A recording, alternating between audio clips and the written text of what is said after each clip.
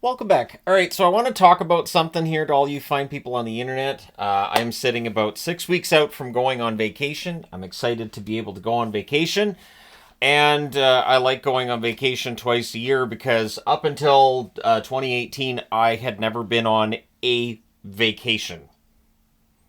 So I was 45 the first time I actually went on a vacation. You know, where you're not at work and you go someplace that's not home and you're there for at least a few days. I'd never had a vacation. So that's part of the reason why I like to take a couple vacations a year. And this summer we're going to Disneyland. Now Vegas had been a hub for us. I've got that we went 2018, 2019, 2022, and 2023. We went, I think it was twice we went in 2019. I know we were there for Christmas at one point. We're thinking about trying to squeeze into Vegas Christmas maybe this year, because Las Vegas at Christmas is dirt cheap and usually nowhere near as congested for people. That's a big one for me with Las Vegas. If I know it's not going to be as crowded, plus it's warmer than here in December. It's great to go somewhere where I can wear shorts and a t-shirt the middle of December, or I guess towards the end of December. But at any rate, it'll depend on the NHL schedule when that comes out and schedules with children and whatnot. Because if Yvonne and I go to Vegas, we go by ourselves. There's not that much for the kids to do in Las Vegas without having to go all over. So for us, we can entertain ourselves and stay in a relatively small area and just walk from one area to another, and it's great fun. The kids, of course, there's the Strat. There's stuff the kids would enjoy at the Strat, but outside of that on the Strip, it's doing its best to be more family friendly, but yeah, it's still hit and miss. Personally, for me, I think the kids would be bored there. So between the two, we do take them to Disney. Now, January 2020 was the first time we went to Disneyland, so 2 months before everything got shut down. We were going to go again in July or August of 2020. We canceled that plan. We were actually going to do Vegas and then Disneyland, which is what we did in August of last year. We went to Vegas for a few days, and then we went to Disneyland. We're not doing that this year because that made the trip just too long, and going to a third location, not fun. So you go from we go down to Seattle, we fly out of Seattle to Vegas, from Vegas to Anaheim, and then from Anaheim to Seattle. That much time in airports didn't make us all that happy. So this summer we're going back to Disneyland. Now, I had a choice between the two, and I've talked about that in videos on here before, and that's not really what this video is for. Because I do get questions on why. Why would you want to go back to Disneyland? So going back to where I mentioned I had never gone on any kind of vacation until 2018 when I was 45. That's a big part of the reason why. And you know, when we get a break, it's nice to go out and do something. Now, people complain a lot about the cost of Disneyland, and I'm not going to pretend that it's cheap, because it's not cheap.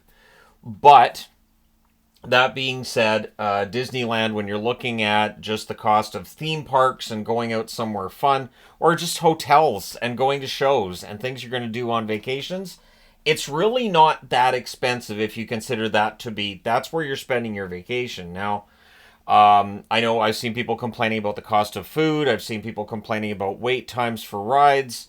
You have to play it right. You have to have the Disneyland app. You have to know when to hit each ride. I've never been in a line for more than 45 minutes with one exception. And really, generally, I avoid lines that are more than 20 minutes. The one exception is the day that I went to the park without Yvonne and the kids, which Disneyland was kind enough to grant me because I had been sick for one of the days we paid for. They could see that I never actually checked into the park. I didn't enter the park at all that day.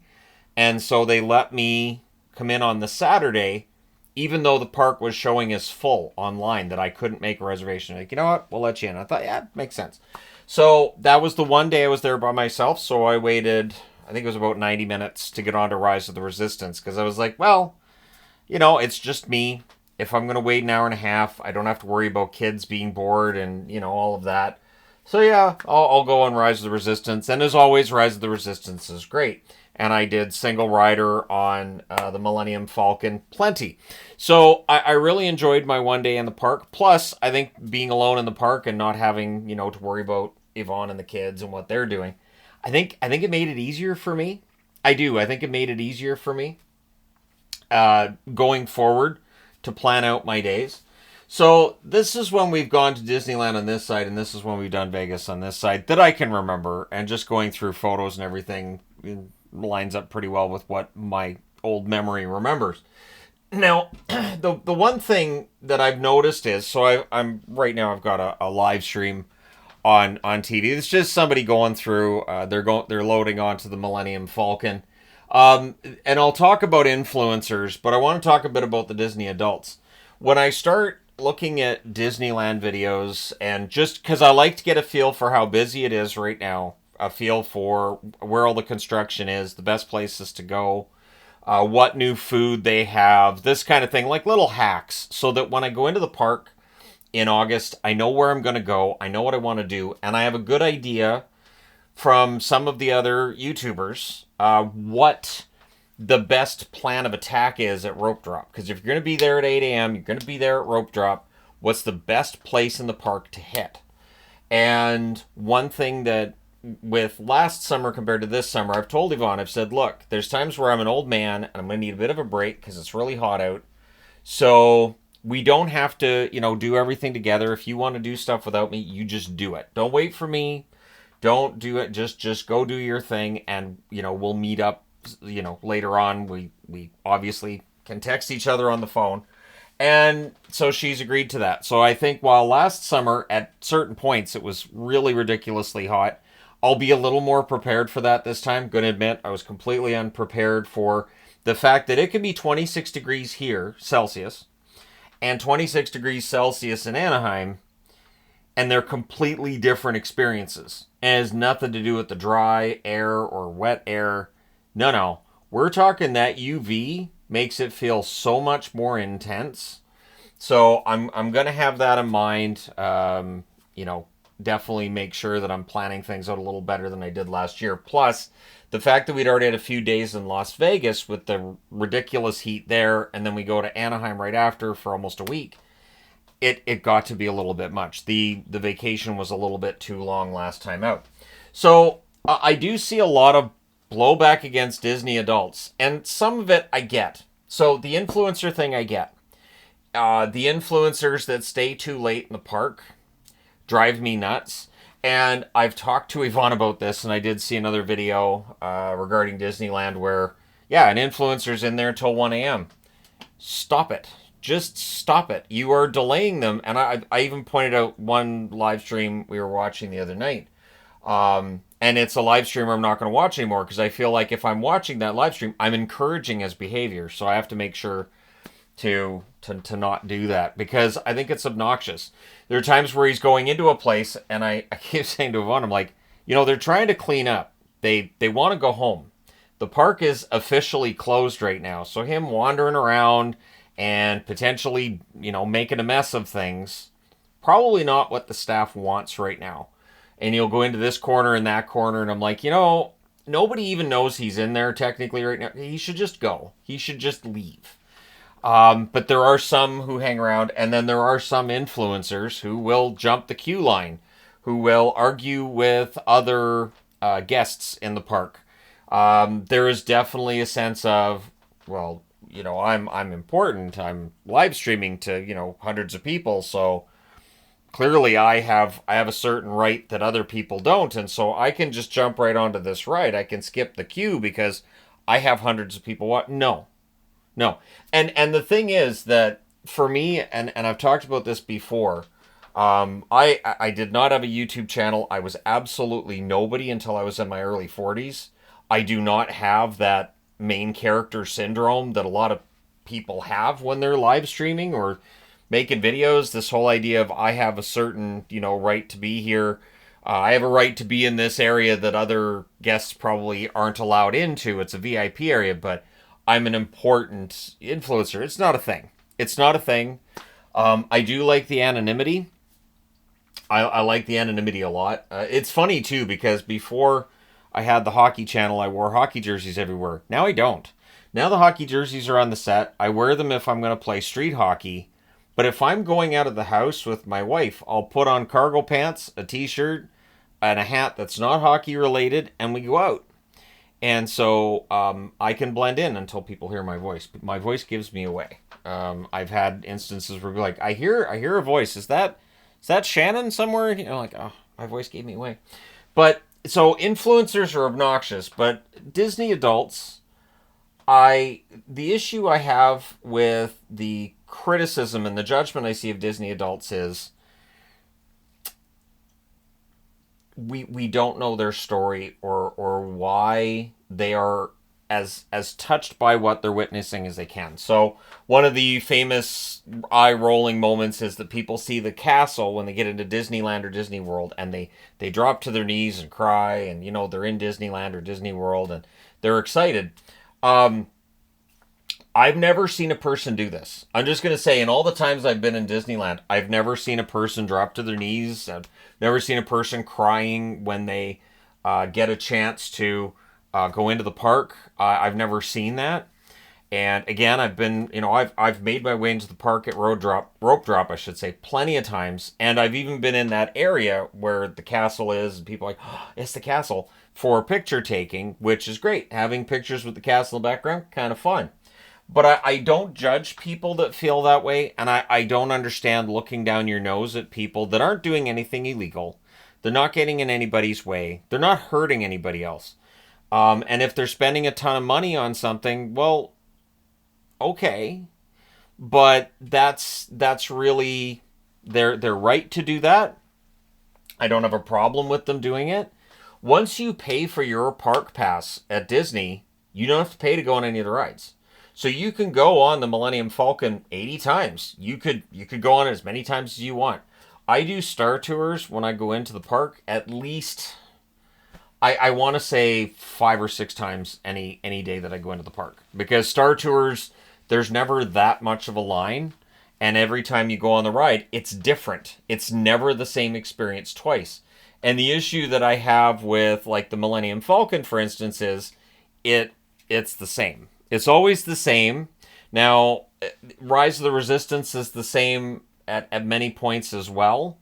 But with Rise, it's a very different experience. It's very immersive. And with the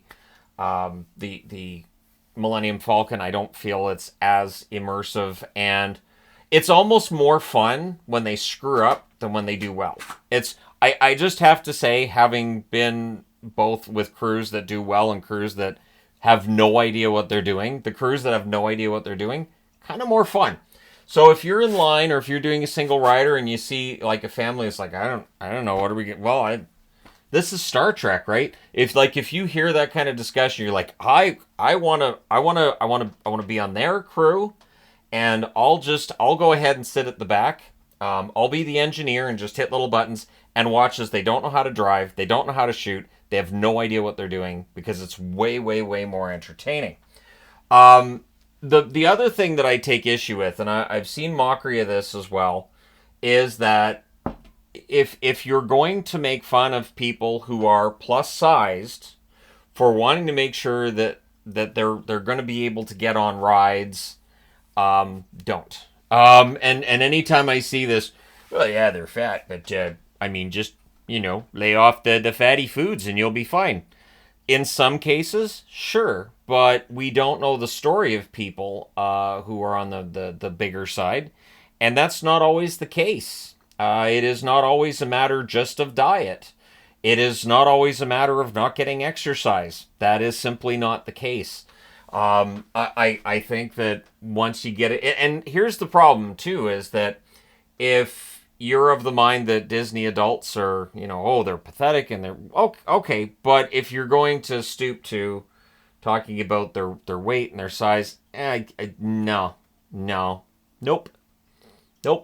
Because some of those rides, the seats are kind of small. Some of those seats, the seat belts can be a little bit snug too, and it's just that's how it is. So, I'm not gonna join in that mockery of any of that, because I think it's it kind of goes against that whole idea of look at how dumb these people are. Okay, but then you do that. But yeah, influencers, and I think this isn't just in Disneyland either. I know there's been times where Yvonne likes to do the corn maze with the kids. And the last time she went to the corn maze with the kids, she had the Instagram girls. And the Instagram girls will take like 80, 90 pictures. Get probably three of them they're going to like. But they'll hold up a whole line where they'll have somebody like taking their photo going, no, wait, we're taking photos here. No, this is a corn maze. Get the hell out of the way. And that's that whole main character syndrome. You're not more important than everybody else just because you've got an Instagram account. That doesn't make you more important. And that's something that I think needs to be addressed a little bit, and it's definitely not just with Disney. This is just in society in general. This whole main character syndrome is ridiculous. So my itinerary when I go into Disneyland is simple. I go straight to Tomorrowland because it's usually relatively quiet first thing in the morning. Go through Star Tours twice because it's usually really quiet to start off, and I can usually get on, do the ride, get off, go right back into the line, get right back onto the ride. I normally don't have to wait either. And then after that, I go get myself some breakfast. Wander around, go through Fantasyland, go up to Star Wars Land, see what the lines are like for both the Millennium Falcon as well as Rise of the Resistance. If Rise doesn't look like it's going to be that bad, the way that I can tell with Rise of the Resistance is the queue outside. If the queue's outside, it's a no. If I don't see a queue outside, I book it. I do not pay attention to what the times say on the app itself because the app can be incorrect. And so when it says 90 minutes for Rise of Resistance, that's when I go up there because people won't go up there when it says 90 minutes. And so the line drops off. And so I sometimes can go up there and go, that's not going to be 90 minutes. And then it's maybe 30 and I'm on the ride. Which, again, for Rise of the Resistance, A, is worth it, and B, it's just so much fun. It's just so much fun. The weird thing is that I get motion sickness really, really easily, unless Star Wars. What I found is that when it's a Star Wars related ride, I don't get motion sickness. I don't get it on Rise of the Resistance. I don't get it on Star Tours. I don't get it on Smuggler's Run, which is the Millennium Falcon ride. I don't get it at all. So yeah, and that's why part of the reason why like Yvonne says, well, I've got anti-nausea medicine or anti-motion sickness medicine. I'm like, well, I think my motion sickness, as much as anything else, is probably at least partly psychological. Because it doesn't bother me on those other rides. The only time that I've been bothered by motion sickness on Star Tours is when I was in the very back corner and the ship was on a high angle, and so it went way up and then way down really quickly. And yeah, outside of that, though, I've been fine. So yeah, a couple of motion simulators in there and a pretty kinetic ride that has a nice drop in it, too. But that's what my itinerary is. And then the rest of the day, I wander around, I shop. I have, so this hat here, I saw this last August while I was at Disney. It's for the Marvels movie. And I thought, that's a nice hat, but it was $40. So I was like, no. This shirt here, I didn't see when I was at the park, but I saw that online. So the online shop, and I got the hat for like $10. And the shirt I got for like $10. So the prices of things in the park are pretty high. But I just make a mental note of these items. I track those items' prices, and then all of a sudden they go on sale. Disney tries to get rid of them. There's a set of Mickey ears that I found that Yvonne had her eyes on for a while that went on sale for 60% off. It was a flash sale, and I was like, cool. So that's the one thing too. Like, people go through the park and they get sticker shock, which, agreed. Some of the items are really, really expensive. But there are times where you go in the park and you'll see like, this is $100. I'm not paying $100 for this. And then you look on their online store and the exact same item is $40.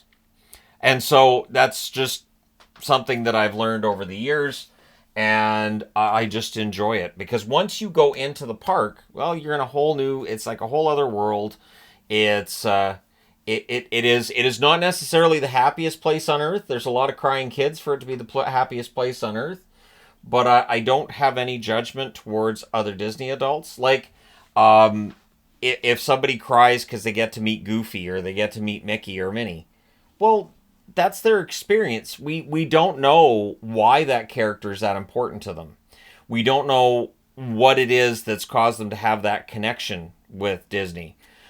Disney was a huge part of most of the childhoods of people my age and older. There were Disney shows. You know, who didn't watch Disney on Sunday night? You'd watch the nature program that had the the really good narration where magically nothing ever died on those shows that I remember. There'd be here comes the predatorial animal, and then magically something would scare it off. And then they'd get into like the Disney Sunday night, and you'd watch like Ichabod Crane for the 50 millionth time. But it was enjoyable. It was a fun thing to watch. And so when you go into Disneyland, you're kind of seeing some of that brought to life. You have a chance to kind of see all these things and connect with these things you remember from your childhood, and that can be powerful. It's fun. It's fun. The one thing that I've figured out is with the way that a lot of the characters' outfits are, I think 90% of the time it's a young woman that's in the costume rather than a male, because they're very often very short. The exceptions, of course, being like Chewbacca, some of the other characters who are just tall in the cartoon itself, like Goofy. For instance, Goofy, I think, is almost always a guy. Pluto probably as well. But Mickey, Minnie, Donald, Daisy, you're going to be hiring young women to play those characters, is my guess. And it's fun. Like when you go up into Star Wars Land, it looks and feels like you're in a Star Wars movie or Star Wars TV show. I did the lightsaber and the custom lightsaber. I've got a couple of droids as well. And just as a heads up, over the next few days, I'm going to put together a video where I look at the Kyber crystals and how they work with the Sith holocron and the Jedi holocron. So, like, I got all those too. Which, again, I've seen ridicule online for like, oh, why would you spend that amount of money? Well, because it's people's money. Like, you want to buy these items, you have a chance to buy these items, you can afford to buy these items, why not? It's an enjoyable experience. So I'm looking forward to going back up, and I just want to do a video on this because, again, watching these Disney videos, I get a lot of recommendations, and sometimes it's just people being mean, and I'm like, why be so mean to people who are just going to a theme park and enjoying themselves? And are some of them over the top and a little bit ridiculous? Sure, I'll grant you that. But why hate on them for it? Why I'm angry? Why? Like, they don't have to. Nobody else you don't have to. So, yeah. Looking forward to going. And the other thing that's interesting to me, too, is that now I've watched a few of the Disney YouTubers. So I'll keep my eyes open for them. They seem to usually be there at the start of the day and the end of the day, which makes sense because the crowds in the middle of the day are usually pretty ridiculous. There was one, too, that and it's the same one that I felt was getting kind of obnoxious the other night, where he's watching this show. So they have these projections they do on the water. And he's like, all right, well, they're going to do a fireworks show in half an hour, so I'm going to go wander around and come back. And I said to Yvonne, I said, he's got a really, really good spot. He leaves, that spot's gone. He comes back in half an hour. Good luck. And so as he's coming back, he's like, there's all kinds of people, and I'm having a hard time getting through here. And I'm like, yeah, because that was the prime viewing spot, and you lost it. So now you're going back for the fireworks, and you're going to have a much worse viewing area because you gave up that prime spot. There have been times in the park where I'm like, all right, so what do you want to do? And if I'm like, well, I want to watch this in half an hour. And I'm like, all right, well, that's here, right? Oh, let's just wait. And we'll just stand. We got a really good spot. Let's just wait. I think it just makes more sense. Because otherwise you're left stuck behind people and trying to go around people, which can be irritating. But I just wanted to make a video on this. So thank you guys so much for watching. And don't forget to hit like and subscribe if you haven't done so already. I do intend to do a little bit of live streaming. We updated our phone plans. So now when we go into the States, we have unlimited data in the States. So that only took, how many years have we been going down to the States? 6 years before TELUS came out with a phone plan that actually allows for unlimited streaming, like unlimited data in the US. Up until now, I think it was like $7 a day. No, it was more than that. I think they were up to $14 a day.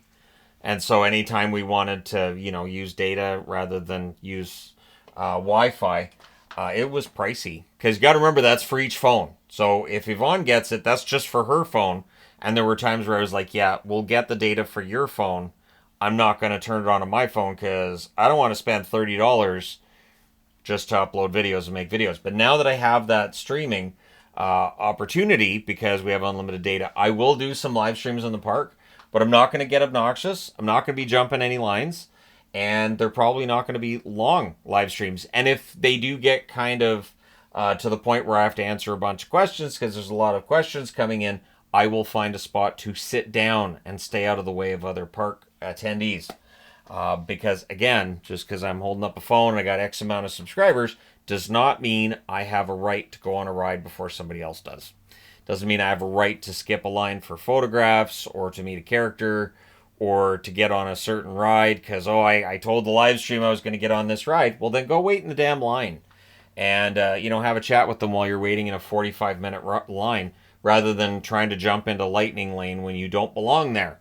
So, although I have seen people jump into Lightning Lane without actually scanning, actually, it's kind of fun what they're doing now because it's in Star Wars Land. They do this fun little Darth Maul play, for lack of a better way of putting it. It's a play, and the commanding officer, who's played by a woman that's probably about 45 years of age, she's very entertaining.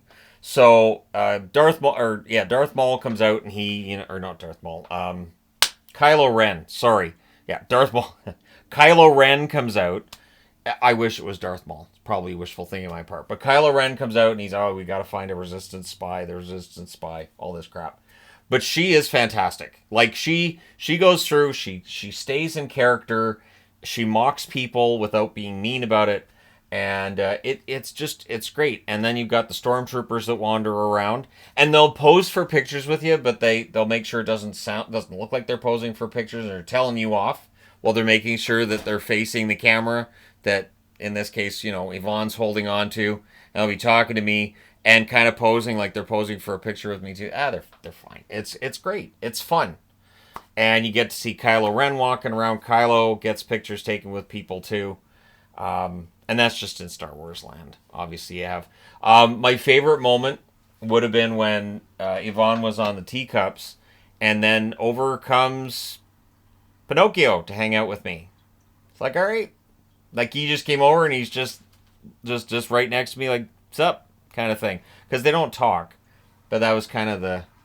And then I talked to him a little bit because what else are you gonna do? It's fun. You kind of lose yourself in the fantasy. You lose yourself for that day, for that moment. I think it's fun. So, anyways, I will do my best not to be obnoxious. And anybody who sees me in the park is always welcome to come over and chat with me. And that's just in general. I've never had a case where somebody's been, oh hey, there's only two exceptions. One, if I'm in a hurry because we got to be somewhere. Or if I'm going to use the facilities. If I'm going to use the men's room, I don't generally stand around and talk because I have to use the men's room. That's just kind of how that works. And it is one of those things that I may very well be like, if you're here when I come out, I'll talk to you. But for right now, kind of need the men's room. But outside of that, I've never been upset that somebody's talked to me or I keep getting stopped. It's just not a thing. Because Yvonne notices when we're even at Disneyland, she's like, that person knows who you are. Like, I don't know why they don't just come over. And she's like, well, they've been staring at you and they nudged their friend and they pointed. They know who you are. And I'm like, they can come over and say hi. And if I spot them and I make eye contact, I'll just give them a little hey, what's up? And sometimes they come over and sometimes they don't. Sometimes I just get a, hey, love your content, and they move on. But I do not take any of it for granted, because if I do, that's when I know I'm in trouble. All right, I've chatted enough. Thank you guys so much for all your support as always. And Yeah, I mean, is it a pricey trip? Every trip's pricey. There's no such thing as a non-pricey trip. There isn't. The only way I could have a non-pricey trip would be like if I went down the street to Chilliwack or maybe Langley, and that's not a vacation. It's just for me, that's not a vacation. So Disneyland or Vegas, it is. And Vegas, again, we may very well try to do something around Christmas for Las Vegas. It's just with Las Vegas, we've seen all the shows. We've seen some of them twice. At least we've seen almost all the shows we want to see. And in Disney, there's always something new. There's always something different, and it's an enjoyable, fun day. You get your steps in too. You get a lot of walking done. All right, thank you guys for all your support. Hit like and subscribe if you haven't done so already, and I will talk to you again soon.